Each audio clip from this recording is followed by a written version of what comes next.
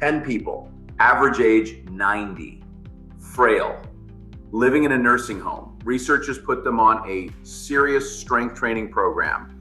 8 weeks, their strength went up an average of 174%. 90 years old, 8 weeks, their muscles didn't know they were supposed to be finished. So before you tell me it's too late for you, understand that the science does not agree. Welcome to Hard Truths for a Soft World. I'm your host, Trevor L Taylor. This is the show where we dig into how technology, comfort, and modern relationship habits are quietly reshaping our brains, our grit, and our love lives, and exactly what we need to do about it. Today is episode 14, From Couch to Capable, starting a physical challenge when you feel weak. Last week, we named the comfort crisis. Today, we do something about it. For the person who's out of shape, out of practice, and quietly embarrassed about both.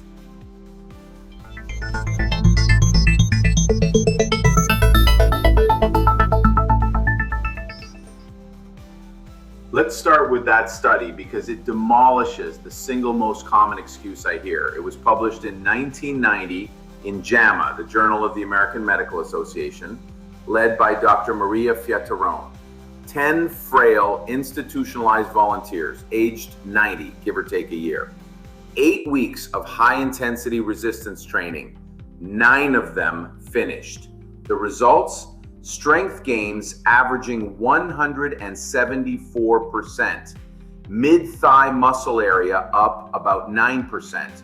And walking speed, the thing that actually determines whether an old person keeps their independence, improved by 48%. The researchers' conclusion? High resistance weight training produced significant gains in muscle strength, size, and functional mobility in frail nursing home residents up to 96 years old. 96. So let's kill the excuse right now. Your body is not a machine that runs out of warranty. It's a system that responds to demand at any age. It has been waiting for you to ask it for something. And it's not just laboratories. Look at Ernestine Shepard. Shepard is from Baltimore. Not an athlete, sedentary, into her 50s. The story she's told publicly is that she and her sister went shopping for swimsuits, didn't like what they saw in the mirror, and decided to start exercising together. She was 56. In March of 2010, on a stage in Rome, Guinness World Records named her the world's oldest performing female bodybuilder. Let me be precise about what that proves. It doesn't prove you'll get a world record. It proves the starting line is wherever you're standing, and that I'm too old, too out of shape, too late is a story, not a physiological fact. Now here's the second thing standing in your way, the opposite problem. Not it's too late, it's the mountain is too big. You think starting means an hour a day, 5 days a week, forever. And because you can't imagine sustaining that, you don't start at all. So let me hand you the actual numbers because the effective dose is far smaller than you've been led to believe.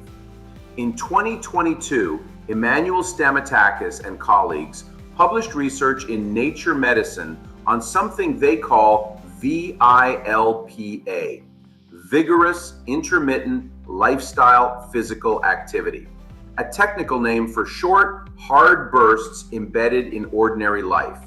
Running for the bus, carrying something heavy up a hill, taking the stairs fast.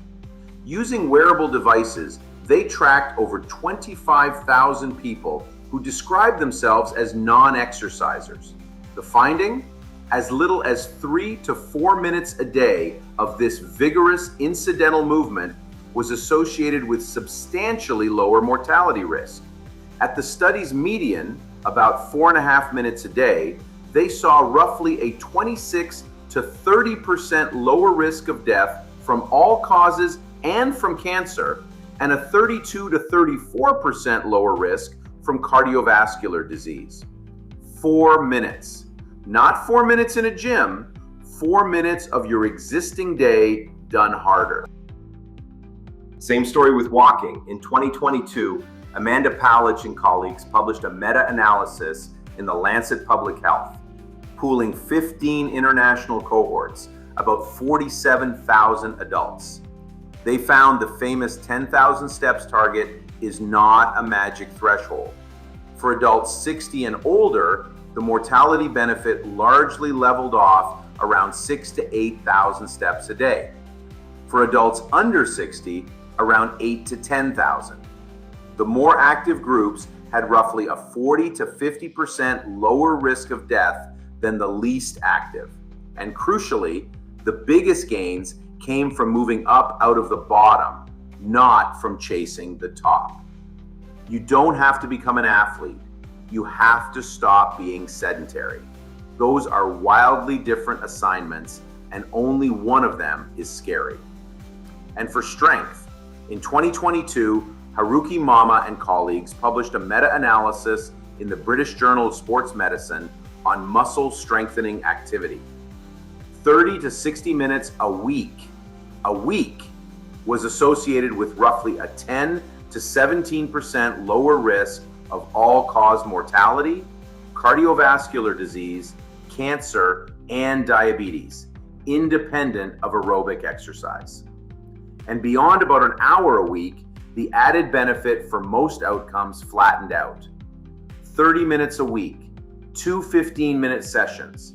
That's not a lifestyle overhaul. That's a Tuesday and a Thursday. Now, the third obstacle, and it's emotional, shame. A lot of out-of-shape people try to use self-disgust as fuel. Look in the mirror, hate what you see, let the hatred drive you to the gym. And it works for about 9 days.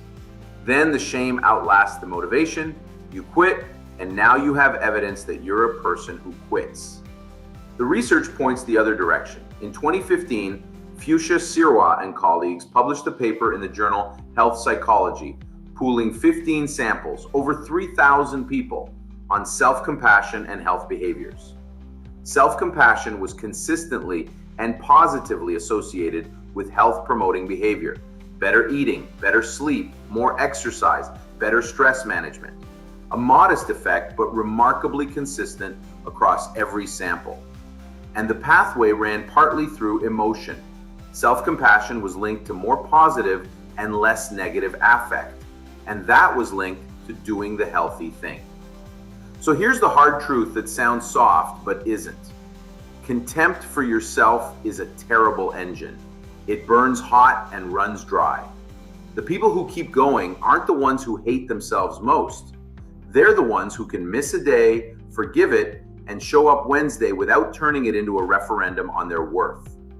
Be relentless about the standard. Be gentle about the setback. That combination is what durability actually looks like. So how do you actually make it stick? Not with motivation. With a plan so specific, it doesn't require motivation. In 2002, Sarah Milne, Sheena Orbell, and Pascal Sheeran published a study in the British Journal of Health Psychology. They gave one group a motivational intervention, all the good reasons to exercise, the health risks, the benefits, the classic pep talk. Another group got the same motivation plus one small extra step. Write down exactly when, where, and how you will exercise. Researchers call this an implementation intention, a simple if-then plan. The pep talk only group, about 35% exercise. The group that wrote down the specific plan, about 91%. Same information, same good intentions. The only difference was that one group had decided in advance what Tuesday at 6 p.m. was going to look like. That's the whole trick. Motivation tells you why. It has never once told you when. And when is the only part your future self actually needs. One last thing, and it's the one that saves people. Understand the timeline so you don't quit at the moment it's about to work. In 2010, Philippa Lally and colleagues at University College London published research in the European Journal of Social Psychology on how habits actually form. 96 people picked one daily behavior and did it for 12 weeks, while researchers measured how automatic it felt. The median time to reach near maximum automaticity? 66 days. Not 21, 66. And the range ran from 18 days to 254.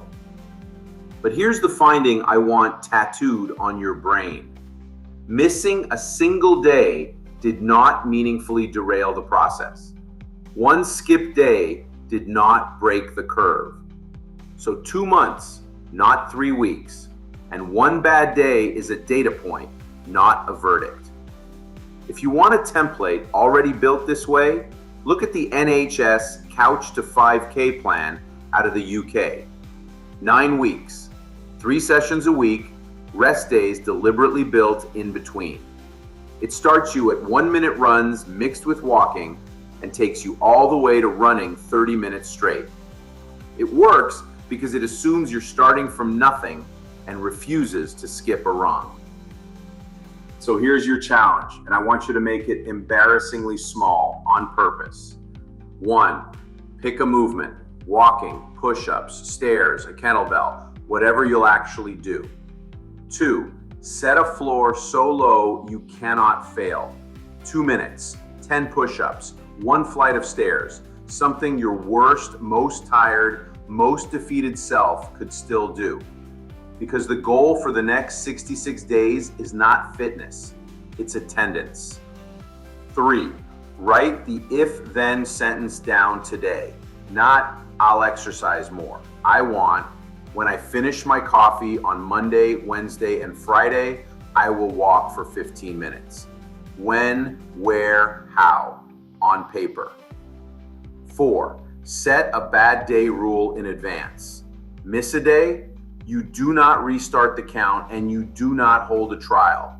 You simply do the next one. That's the whole roadmap, not a transformation, a repeatable Tuesday. Because the person who's capable a year from now won't be someone who found a burst of motivation this week. It'll be someone who set the bar low enough to clear it on their worst day and then never stopped clearing it.